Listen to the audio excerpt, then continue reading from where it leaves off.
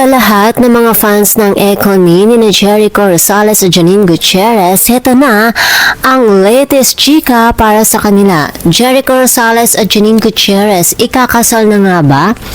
Sa isang latest vlog ng St. Patron of Chismis na si Mama OG Diaz, kanyang YouTube channel na OG Diaz Showbiz Update, na corner niya ang aktor na si Jericho Rosales na kung saan ay tanong niya ang aktor kung kumusta na daw siya at ang naliling sa kanya na si Miss Janine Gutierrez. Ayon naman kay Echo, ay masaya daw ang mga ito. Nilinaw din ito na hindi pa naman daw sila ikakasal ni Janine dahil nasa maagang stage pa naman daw ang mga ito.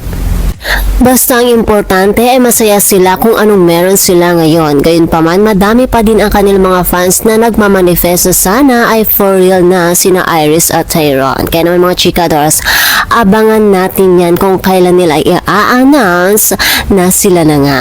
Samantala, kapansin-pansin naman si Janine na patuloy at lalo pang gumaganda ito at halatang masaya ang dalaga.